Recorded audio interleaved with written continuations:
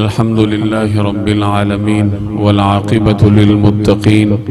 والصلاة والسلام على رسوله محمد وعلى آله وأصحابه أجمعين وعلى من تبعهم بإحسان إلى يوم الدين. أما بعد فأعوذ بالله من الشيطان الرجيم. بسم الله الرحمن الرحيم. محمد رسول الله والذين معه أشداء على الكفار رحماء بينهم تراهم ركعا سجدا يبتغون فضلا من الله ورضوانا سيماهم في وجوههم من أثر السجود. صدق الله مولانا العظيم. بزرگان محترم اور میرے عزیز دوستوں اور بھائیوں، اللہ تبارک و تعالی نے اپنے نیک بندوں کی نگاہوں میں ایسی تاثیر رکھی ہوتی ہے جو گنہگاروں کے دلوں میں بعض اوقات انقلاب برپا کر دیتی ہے. ایک مشہور شعر آپ نے سنا ہوگا، نگاہ ولی میں وہ تاثیر دیکھی، بدلتی ہزاروں کی تقدیر دیکھی. میں اور آپ بر صغیر پاک و ہند میں رہتے ہیں اور آپ کو معلوم ہے کہ یہاں کے باشندوں میں صوفیاء کرام اور اللہ تبارک و تعالی کے نیک بندوں کے ذریعے اللہ تبارک و تعالی نے جس طریقے سے دین اسلام کو پھیلایا، یہ اس بات کا عملی ثبوت ہے کہ اللہ جل جلالہ نے اپنے نیک بندوں کی نگاہوں میں ایک عجیب تاثیر رکھی ہوتی ہے. جب ایک عام امتی جو اللہ کا مقرب اور نیک ہو، اگر اس کی نگاہ میں اللہ نے یہ قوت رکھی ہے تو پھر اندازہ لگائیے کہ انبیاء کرام کی نگاہوں کا کیا عالم ہوگا. اگر کوئی آدمی ایک نیک امتی کی صحبت میں بیٹھ کر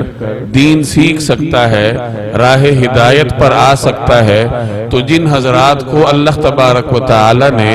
انبیاء کرام کی براہ راست صحبت کا شرف نصیب فرمایا ہو تو ان کی خوش قسمتی اور سعادت کا عالم کیا ہوگا. چنانچہ حضرت عیسیٰ علیہ السلام کے براہ راست شاگرد جنہیں حواری کہا جاتا ہے، قرآن کریم نے ان کی تعریف کی ہے اور مجھے اور آپ کو یہ تلقین کی ہے کہ ایسے ہو جاؤ جیسے حضرت عیسیٰ علیہ السلام کے حواری تھے. کہ جب حضرت عیسیٰ علیہ السلام نے ان سے سوال کیا کہ من انصاری اللہ، اللہ تبارک و تعالی کے معاملے میں میرا مددگار کون ہوگا، تو حواریوں نے کہا نحن انصار اللہ، کہ ہم آپ کے ساتھ مددگار ہیں، ہم اللہ تبارک و تعالی کے معاملے میں آپ کے ساتھ تعاون کریں گے. تو مشکل حالات میں حضرت عیسیٰ علیہ السلام کے یہ براہ راست شاگرد ان کے قدم کے ساتھ قدم ملا کر کھڑے تھے. چنانچہ ان کے 12 حواری ایسے تھے جنہیں اللہ تبارک و تعالی نے شہرت عطا فرمائی، اور بنی اسرائیلیوں میں، یونانیوں میں حضرت عیسیٰ علیہ السلام کا پیغام وہ لے کر پہنچے. لوگوں نے ان پر تشدد بھی کیا، یہاں تک کہ ان میں سے بعض حضرات شہید بھی ہوئے، لیکن حضرت عیسیٰ علیہ السلام کے مشن کو انہوں نے نہیں چھوڑا. یہی وجہ ہے کہ حضرت عیسیٰ علیہ السلام نے اپنے معروف پہاڑی وعظ میں، جو حضرت عیسیٰ نے ایک پہاڑ پہ ارشاد فرمایا تھا، پہاڑی وعظ کے نام سے معروف ہے، تو اس وعظ میں اپنے مخاطبین کو مخاطب کرتے ہوئے حضرت عیسیٰ علیہ السلام نے ارشاد فرمایا کہ تم لوگ زمین کا نمک ہو. جیسے کھانے میں نمک ہوتا ہے اور کھانے کا ذائقہ دوبالا کر دیتا ہے، اس طریقے سے تم لوگ یعنی حضرت عیسیٰ کے حواری وہ گویا زمین کا نمک تھے کہ اس وقت روئے زمین پہ موجود لوگوں میں سب سے قیمتی شخصیات وہ تھی. اور ان کی قیمت کی وجہ کیا تھی کہ وہ پیغمبر کے ہم نشین تھے، وہ پیغمبر کے براہ راست شاگرد تھے، پیغمبر کی نگاہوں کا مرکز تھے. یہی صورتحال جناب نبی کریم صلی اللہ علیہ وسلم کے شاگردوں کی تھی، جنہوں نے رسول اللہ صلی اللہ علیہ وسلم کی صحبت اٹھائی، آپ کو دیکھا، آپ کی نگاہوں کا مرکز تھے، اور اللہ تبارک و تعالی نے پیغمبر کی نگاہوں کی برکت سے ان کے دلوں کی کایا پلٹ دی، اور کہاں وہ عرب جو کہ جہالت کا مرکز تھا، وہی عرب اب پوری دنیا کے لیے نور کا منبع اور مینار بن گیا. صحابہ کرام کو اللہ جل جلالہ نے مراتب جو عطا فرمائے تھے وہ نبی کریم صلی اللہ علیہ وسلم کی نگاہ کی برکت تھی۔ چنانچہ قرآن کریم گواہی دیتا ہے اولئک ھم الراشدون کہ یہ جو صحابہ ہیں، یہ جو پیغمبر کی نگاہوں کا مرکز ہیں، پیغمبر کے شاگرد ہیں، یہ کوئی معمولی لوگ نہیں ہیں بلکہ یہ راشدون ہیں، یہ سیدھے راستے پر چلنے والے ہیں۔ سیدھے راستے پر ہونے کی گواہی صحابہ کرام کے لیے قرآن کریم دیتا ہے۔ رضی اللہ عنہم ورضوا عنہ، اللہ تبارک و تعالی ان سے راضی ہے اور یہ اللہ تبارک و تعالی سے راضی ہے۔ اللہ جل جلالہ کی رضامندی کتنی بڑی نعمت ہے، آپ ایک روایت سے اندازہ لگائیے۔ ایک روایت کا مفہوم ہے کہ اہل جنت کو جب اللہ تبارک و تعالی انواع و اقسام کی نعمتیں عطا فرمائیں گے، عیش و عشرت کی زندگی بسر کریں گے، وہاں پہ تکلیف اور دکھ کا گزر تک نہیں ہوگا۔ اب ایسے عالم میں اللہ تبارک و تعالی ان سے ارشاد فرمائیں گے کہ میں تمہیں کچھ مزید نعمت دوں گا۔ اب جنتی درخواست کریں گے کہ یا رب العالمین، دنیا جہان کی نعمتیں ہمارے پاس ہیں، ہر قسم کا عیش اور آرام ہمیں میسر ہے، اب وہ کون سی نعمت ہے جو آپ ہمیں عطا فرمائیں گے؟ تو اللہ تبارک و تعالی ارشاد فرمائیں گے کہ میں تمہیں اپنی رضا عطا کروں گا اور ایسی رضامندی عطا کروں گا کہ اس کے بعد ناراضگی نہیں ہوگی۔ تو اللہ جل جلالہ کی رضامندی یہ وہ نعمت ہے جو اہل جنت کو بھی بعد میں ملے گی، لیکن صحابہ کرام کو یہی نعمت اللہ تبارک و تعالی نے اسی روئے زمین پہ عطا فرمائی تھی اور اس کی گواہی قرآن کریم میں بھی دی۔ جگہ جگہ قرآن کریم یہ بولتا ہے کہ صحابہ کرام سے اللہ تبارک و تعالی راضی ہے۔ امام ابن تیمیہ رحمہ اللہ اس پہ تبصرہ فرماتے ہیں کہ اللہ جل جلالہ جب کسی سے راضی ہوتا ہے اور اس کو رضامندی کا پروانہ عطا کرتا ہے تو اللہ تعالیٰ کو معلوم ہے، چونکہ وہ عالم الغیب ہے، اسے معلوم ہے کہ یہ شخص اس کی جتنی زندگی باقی ہے اپنی بقایا زندگی میں یہ میری نافرمانی کا کوئی کام نہیں کرے گا۔ ایسی نوبت نہیں آئے گی کہ یہ کوئی ایسا عمل کرے کہ اس عمل کی نتیجے میں میں اس سے ناراض ہو جاؤں۔ ان تمام صورتحال کو سامنے رکھ کر اللہ جل جلالہ نے صحابہ کرام کو اپنی رضامندی کا سرٹیفکیٹ دیا کہ میں تم سے راضی ہوں۔ اور اس کا سیدھا مطلب کیا نکلتا ہے کہ اب جو ان کی بقایا زندگی ہے، اب اس میں غلطیاں تو ہوتی ہیں چونکہ انسان تھے، معصوم تو صرف پیغمبر ہوتا ہے، لیکن یہ کوئی ایسی غلطی نہیں ہے جو اللہ تبارک و تعالی کی ناراضگی کا سبب بنے، کیونکہ اللہ جل جلالہ ان سے راضی ہو چکے ہیں۔ وَرِضْوَانٌ مِّنَ اللَّهِ اکبر، قرآن کریم کی آیت ہے کہ اللہ تبارک و تعالی کی رضامندی یہ عظیم ترین دولت ہے، یہ سب سے بڑی سعادت ہے۔ اور جیسے میں نے آپ کو روایت سنائی کہ اہل جنت کو بھی یہ بعد میں ملے گی، لیکن اللہ جل جلالہ نے یہی عظیم سعادت اور عظیم نعمت نبی کریم صلی اللہ علیہ وسلم کے صحابہ کو اسی دنیا میں عطا فرمائی۔ اسی لیے رسول اللہ صلی اللہ علیہ وسلم نے مجھے اور آپ کو صحابہ کرام کی پیروی کا حکم دیا کہ میرے صحابہ میں سے ہر صحابی ایک ستارے کی مانند ہے، اصحابی کالنجوم، میرے صحابہ ستاروں کی مانند ہے، فَبِأَيِّهِمْ اقْتَدَيْتُمْ اِهْتَدَيْتُمْ، ان میں سے جس صحابی کی تم پیروی کرو گے، اس کے نقش قدم پر چلنا اپنے لیے لازم بناؤ گے، تم ہدایت پا جاؤ۔ گویا ہدایت اگر لینی ہے، اگر کوئی آدمی یہ چاہتا ہے کہ میں ہدایت کے راستے پر چلوں تو رسول اللہ صلی اللہ علیہ وسلم کے صحابہ کرام کو اپنے لیے معیار بنانا ہوگا۔ آمینو کما آمن الناس، قرآن کریم کا حکم ہے کہ ایمان لاؤ، مجھے اور آپ کو حکم ہے کہ ایمان لاؤ۔ کیسے ایمان لاؤ؟ کس قسم کا ایمان؟ کما آمن الناس، جیسے یہ لوگ ایمان لائے۔ اور مفسرین فرماتے ہیں کہ یہاں ناس سے مراد صحابہ ہیں، گویا صحابہ میرے اور آپ کے لیے ایمان کا معیار ہیں، حق کا معیار ہیں۔ اگر کوئی آدمی صحیح سمت پر چلنا چاہتا ہے اور درست طریقے سے مومن بننا چاہتا ہے تو اس کی بنیادی ذمہ داری ہے کہ وہ صحابہ کی طرح ایمان لائے جیسے وہ ایمان لائے تھے۔ فَإِنْ آمَنُوا بِمِثْلِ مَا آمَنْتُمْ بِهِ فَقَدْ اهْتَدَوْا۔ صحابہ کرام سے مخاطب ہو کر قرآن کریم کہتا ہے اگر یہ باقی لوگ ایمان لائے اس طرح جس طرح تم صحابہ ایمان لائے ہو فَقَدْ اهْتَدَوْا تو پھر جا کر یہ ہدایت یافتہ کہلائیں گے۔ تو یہ صحابہ کرام میرے اور آپ کے لیے ایمان کا معیار ہیں۔ اور ان کا ایمان کیسا تھا؟ حضرت صدیق اکبر رضی اللہ تعالی عنہ کے بارے میں آتا ہے، امام قرطبی رحمہ اللہ نے یہ روایت نقل کی ہے کہ جب نبی کریم صلی اللہ علیہ وسلم معراج پر تشریف لے گئے اور قریش کے سامنے آپ نے اپنے سفر کا واقعہ بیان کیا کہ میں شام گیا تھا، فلسطین، وہاں نماز پڑھی اور واپس آ گیا، تو قریش مذاق اڑانے لگے کہ فلسطین بیت المقدس تک جانے میں 1 ماہ لگتا ہے، اس زمانے میں 1 مہینے کی مسافت تھی، اور واپسی میں بھی 1 مہینہ لگتا ہے، تو 2 مہینوں کا سفر 1 رات میں کیسے طے ہوا؟ وہ مذاق اڑانے لگے، لوگوں کے دلوں میں شبہات پیدا کرنے لگے۔ چنانچہ وہ حضرت ابوبکر صدیق رضی اللہ تعالی عنہ کے پاس گئے اور ان سے جا کر کہا کہ آپ کے صاحب تو یہ کہتے ہیں کہ وہ 1 رات میں بیت المقدس گئے، وہاں نماز پڑھی اور واپس آئے۔ تو حضرت صدیق اکبر ان سے فرمانے لگے انتم تکذبون علی،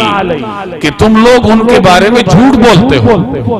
انہوں نے یہ بات نہیں کہی ہوگی۔ اب قریش نے کہا، کیونکہ صدیق اکبر بھی یہ سمجھتے تھے کہ یہ ممکن نہیں ہے کہ 1 رات میں کوئی جائے اور واپس آئے، تو وہ فرمانے لگے تم جھوٹ بولتے ہو ان کے بارے میں، انہوں نے ایسا ارشاد نہیں فرمایا ہوگا۔ اب قریش کہنے لگے کہ وہ تو حرم میں تشریف فرما ہیں اور اپنے ساتھیوں کو، صحابہ کو یہ واقعہ سنا رہے ہیں، خود جا کے دیکھ لو۔ تو حضرت صدیق اکبر فرمانے لگے اگر انہوں نے یہ فرمایا ہے، واقعتاً فرمایا ہے، تو پھر میں اس کی تصدیق کرتا ہوں، پھر سچ فرمایا ہوگا۔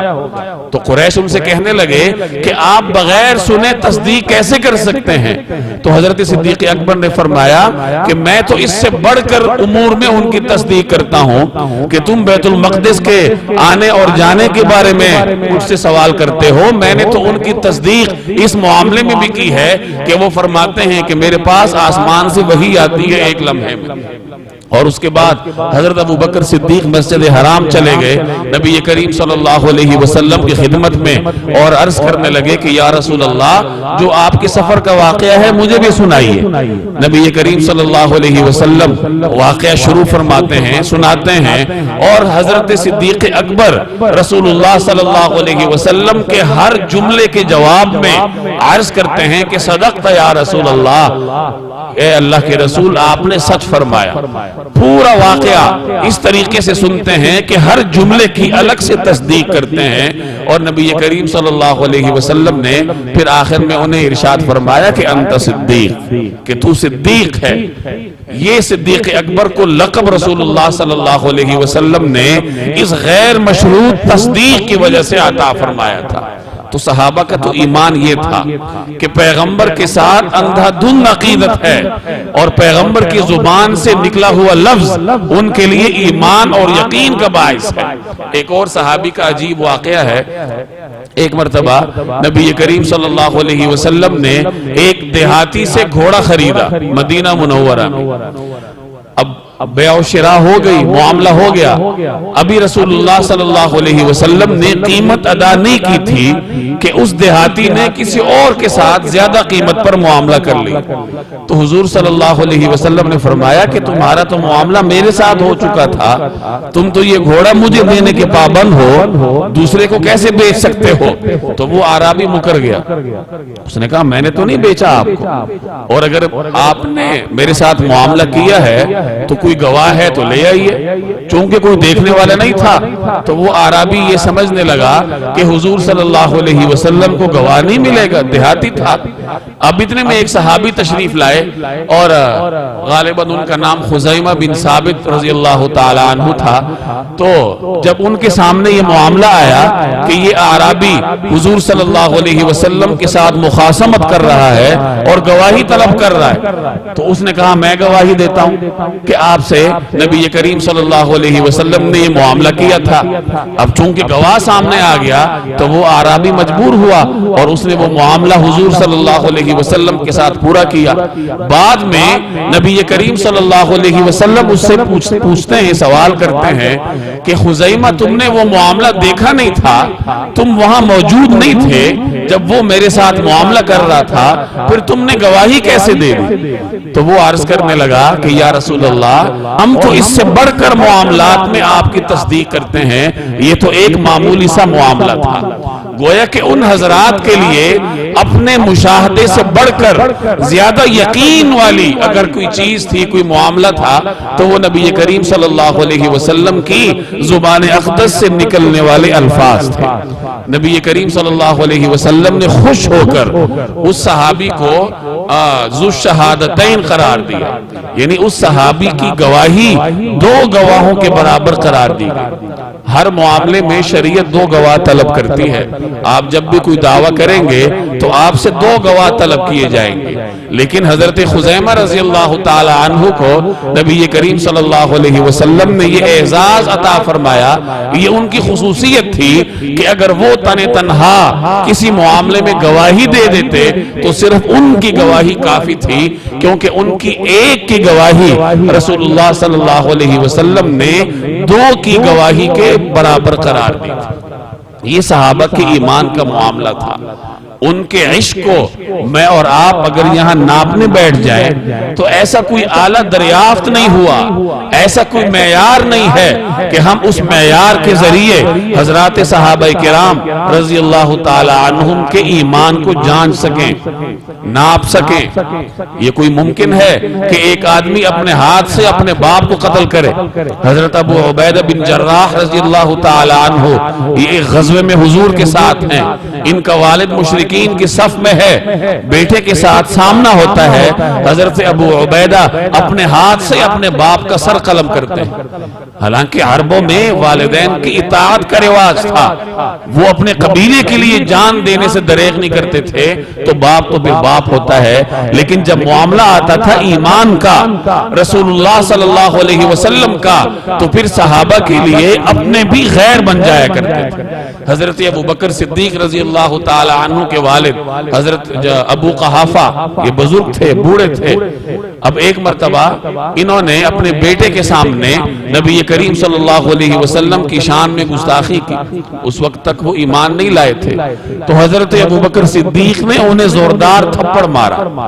اور اس قدر زوردار اور غضبناک تھپڑ تھا کہ وہ بے ہوش ہونے کے قریب تھے. اور پھر وہ حضور علیہ السلام کی خدمت میں حاضر ہوئے کہ یا رسول اللہ، اس طریقے سے میرے والد نے آپ کی شان میں بے ادبی کی، میں برداشت نہ کر سکا اور میں نے ان کے ساتھ یہ معاملہ کیا. تو نبی کریم صلی اللہ علیہ وسلم نے انہیں اپنے والد کے ساتھ اچھا سلوک کرنے کی تلقین کی. تو عرض کرنے کا مقصد یہ ہے کہ صحابہ کرام کو اللہ تبارک و تعالی نے ایسا ایمان عطا کیا تھا، ان کے دلوں میں رسول اللہ صلی اللہ علیہ وسلم کا ایسا عشق اور محبت تھی جس کے سامنے ہر چیز قربان تھی. حضرت عبداللہ ذوالبجادین کا واقعہ معروف ہے. ان کا والد فوت ہو چکا تھا، یہ اپنے چچا کی پرورش میں تھے، اور چچا ان کا بڑا امیر کبیر آدمی تھا. تو یہ بڑے ناز و نام کی زندگی بسر کر رہے تھے، ہر قسم کی نعمت ان کو دستیاب تھی، عیش و آرام میں تھے. 16 برس کی عمر میں یہ مسلمان ہوتے ہیں، اور اسلام لانے کی وجہ سے ان کے چچا نے ان سے ہر چیز واپس لے لی، یہاں تک کہ ان کے بدن پر جو لباس تھا وہ بھی ان سے واپس لے لی، اور ان کے پاس تن ڈھانکنے کے لیے کپڑا تک نہیں تھا. جب ان کی والدہ نے اس حالت میں دیکھا تو اپنی چادر ان کو دے دی، اور اس چادر کے 2 ٹکڑے انہوں نے کیے، ایک ٹکڑا اوپر لپیٹا، ایک ٹکڑا نیچے لپیٹا، اور اسی حال میں رسول اللہ صلی اللہ علیہ وسلم کی خدمت میں حاضر ہوئے. اور ان کا لقب پھر ذوالبجادین پڑا، 2 چادروں والا. تو یہ چند مثالیں دینے کا مقصد یہ ہے کہ صحابہ کرام کے دلوں میں رسول اللہ صلی اللہ علیہ وسلم کی ایسی محبت موجزم تھی، اللہ جل جلالہ نے انہیں ایسا ایمان عطا کیا تھا جس کے راستے میں نہ تو اپنوں کی محبت آڑے آ سکتی تھی، نہ مال کی محبت آڑے آ سکتی تھی، نہ دنیا کی لالچ انہیں نبی کریم صلی اللہ علیہ وسلم کی محبت سے روک سکتی تھی۔ اسی لیے قرآن کریم نے مجھے اور آپ کو حکم دیا کہ اگر مومن بننا چاہتے ہو تو صحابہ کرام کو اپنے لیے معیار بناؤ، اور رسول اللہ صلی اللہ علیہ وسلم نے مجھے اور آپ کو وصیت فرمائی لا تسبوا اصحابی، میرے صحابہ کو برا بھلا مت کہو، میرے صحابہ کی شان میں بے ادبی مت کرو۔ اور ایک اور روایت میں ارشاد ہے اللہ اللہ فی اصحابی، میرے صحابہ کے معاملے میں اللہ جل جلالہ کا خوف کرو۔ فمن احبہم فبحبی احبہم، جو آدمی صحابہ سے محبت کرے گا تو وہ میرے یعنی پیغمبر کی محبت کی وجہ سے ان سے محبت کرے گا۔ ومن ابغضہم فببغضی ابغضہم، اور جو ان سے بغض رکھے گا تو گویا اس نے پیغمبر کے ساتھ بغض رکھا۔ تو اگر کوئی شخص یہ چاہتا ہے کہ وہ پیغمبر صلی اللہ علیہ وسلم کے ساتھ محبت رکھے تو صحابہ کرام سے محبت رکھنا، اپنے دل میں ان کے لیے اچھے جذبات رکھنا، یہ اس کی مجبوری ہے۔ اب آج میرے اور آپ کی یہ صورتحال ہوتی ہے کہ گز گز بھر لمبی زبانیں نکال کر ہم صحابہ کرام پہ تنقیدیں کرتے ہیں، انہیں اپنے خود جج بن کر صحابہ کرام کو کٹہرے میں کھڑا کر دیتے ہیں کہ حضرت معاویہ نے ایسا کیا تھا، حضرت عبداللہ بن زبیر نے ویسا کیا، فلاں صحابی نے ایسا کیا۔ یاد رکھیے صحابہ کرام میں سے مختلف صحابہ کا سیاسی اعتبار سے الگ موقف تھا۔ حضرت علی کا ایک سیاسی موقف تھا، حضرت معاویہ کا اور سیاسی موقف تھا، حضرت عبداللہ بن زبیر کا اپنے زمانے میں ایک منفرد سیاسی موقف تھا۔ اور ممکن ہے کہ کوئی صحابی اپنے سیاسی موقف میں غلط ہو، جیسے جمہور مسلمانوں کا یہ نظریہ ہے کہ حضرت علی رضی اللہ تعالی عنہ کے مقابلے میں حضرت امیر معاویہ رضی اللہ تعالی عنہ سیاسی طور پر غلطی پر تھے۔ لیکن یاد رکھیے اگر کوئی صحابی سیاسی موقف کے اعتبار سے غلطی پر کھڑا ہو تو اس کا یہ مطلب نہیں ہے کہ آپ اس کے دین پہ حملہ کریں، اس کی نیت پر تنقید کریں، طنز کے تیر برسائیں، بلکہ کسی بھی شخص کے بارے میں فیصلہ کرتے ہوئے اس کی پوری زندگی کو سامنے رکھنا پڑتا ہے۔ ان کا سیاسی اختلاف ایسا نہیں تھا جیسے ہمارے یہ لیڈروں کا سیاسی اختلاف تھا۔ جب آپ صحابہ کرام کی پوری زندگی کو سامنے رکھیں گے اور اللہ جل جلالہ اور رسول اللہ صلی اللہ علیہ وسلم کے ارشادات کو اپنے سامنے رکھیں گے تو پھر معاملہ آسان ہوگا کہ ٹھیک ہے کہ فلاں صحابی سیاسی طور پر وقتی طور پر غلطی پر تھے، لیکن ان کی باقی مکمل زندگی دینی اعتبار سے ایک مکمل اور روشن زندگی تھی، اور وہ وہی زندگی تھی جن کے بارے میں حضور صلی اللہ علیہ وسلم ارشاد فرما گئے اصحابی کا نجوم۔ یاد رکھیے تاریخی روایات کی بنیاد پر اگر کوئی شخص صحابی پر تنقید کرتا ہے تو اس سے بڑھ کر احمق اس دنیا میں اور کوئی نہیں ہے۔ تاریخ میرے اور آپ جیسے لوگوں نے لکھی ہے۔ یہ میرے اور آپ کے دور کی تاریخ کیا ہوگی؟ یہ جو ہمارے صحافی لوگ کالم لکھتے ہیں آج سے 100 سال کے بعد یہی تاریخ ہوگی، اور میرے اور آپ کے زمانے کو لوگ جانچنے کے لیے اس تاریخ کو بنیاد بنائیں گے،